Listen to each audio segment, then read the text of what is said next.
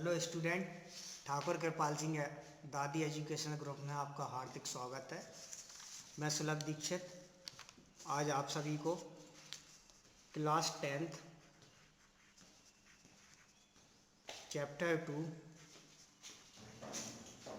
का lecture second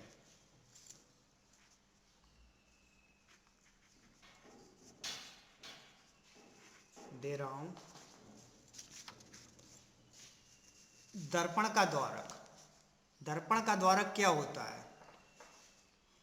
गोलीय दर्पण के परावर्तक पृष्ठ के व्यास को दर्पण का द्वारक कहते हैं। ये गोलीय दर्पण है M1 M2।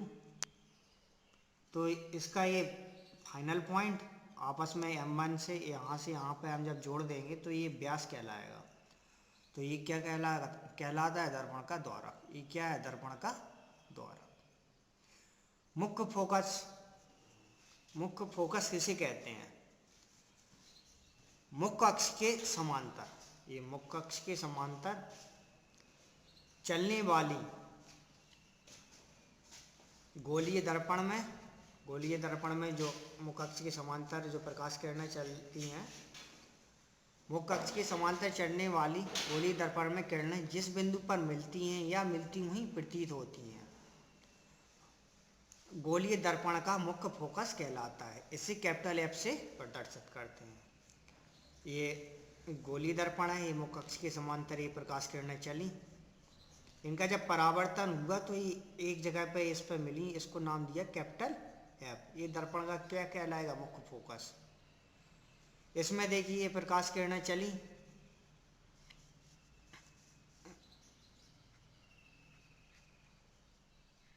ये चित्र थोड़ा गलत बन गया, तो यहाँ पे ये मिलती हुई प्रतीत हुई, ये क्या कहलाएगा? मुख्य फोकस।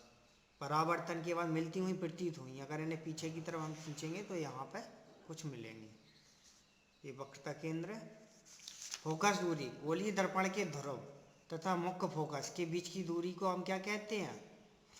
फोकस दूरी कहते हैं। इसे स्मॉल f से प्रदर्शित करते हैं। तो P से F के बीच की जो दूरी होगी वो क्या कहलाएगी? फोकस दूरी कहलाएगी। इसे स्मॉल f से प्रदर्शित करेंगे। तो ध्रुव P और फोकस F के बीच की जो दूरी होगी वो क्या कहलाएगी? फोकस दूरी। से स्मॉल f से प्रदर्शित करते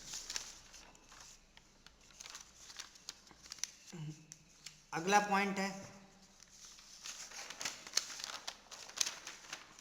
फोकस तल। फोकस तल क्या होता है? वह तल जो मुख्य फोकस से होकर गुजरता है। वह तल जो मुख्य फोकस से होकर गुजरता है उसे हम फोकस तल कहते हैं। ये फोकस है, यहाँ से होकर ये डॉटेड दिख रहा है प्लेन, ये क्या कहलाएगा? फोकस तल कहलाएगा। प्रतिबिंब की स्थिति गोलीय दर्पण में निर्धारण करने के नियम। तो प्रतिबिंब की गोलीय दर्पण में प्रतिबिंब की स्थिति निर्धारण करने के कितने नियम है? 3 नियम है। पहला नियम, दर्पण के मुख्य अक्ष के समांतर। मुख्य अक्ष ये CP क्या है? मुख्य अक्ष। इसके समांतर जो प्रकाश किरणें चलेंगी वो परावर्तन के बाद फोकस F से होकर जाती हैं या जाती हुई प्रतीत होती हैं। या तो F से होकर गुजरेंगी या जाती हुई प्रतीत होंगी। ये देखो मुख्य अक्ष के समांतर गई, इसका ये परावर्तन हुआ, ब्लू कलर से ये दिख रहा है, ये परावर्तन दिख रहा। तो ये यहाँ पे फोकस F की तरफ जाती हुई प्रतीत हो रहे हैं। द्वितीय नियम क्या कहता है? द्वितीय नियम, दर्पण की मुख्य फोकस F से होकर जाने वाली अवतल अथवा मुख्य फोकस की ओर जाने वाली उत्तल दर्पण। उत्तल दर्पण में हमेशा प्रकाश किरणें मुख्य फोकस की तरफ जाती हैं या अवतल दर्पण में हमेशा प्रकाश किरण मुख्य फोकस F से होकर जाती हैं और उत्तल में जाती हुई प्रतीत होती हैं। देखो ये प्रतीत हो रही हैं। परावर्तन के पश्चात मुख्य अक्ष के कैसे हो जाती हैं? समांतर। ये ब्लू कलर से दिख रहा है, ये समांतर हो गई, ये समांतर हो गई। तृतीय नियम, दर्पण के वक्रता केंद्र से होकर जाने वाली प्रकाश किरणें अवतल दर्पण में उत्तल में वक्रता केंद्र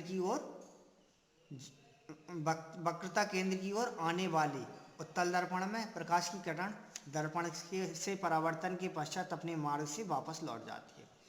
उत्तल दर्पण में वक्रता केंद्र से होकर जो प्रकाश किरण जाती है वो वापस उसी मार्ग पर लौट आती है परावर्तन के बाद। इसमें अवतल दर्पण में प्रकाश किरण वक्रता केंद्र की ओर जाती है और वापस उसी मार्ग पर लौट आती है, और उत्तल में जाती हुई प्रतीत होती है और वापस उसी मार्ग पर लौट आती है। उत्तल दर्पण है और ये अवतल दर्पण।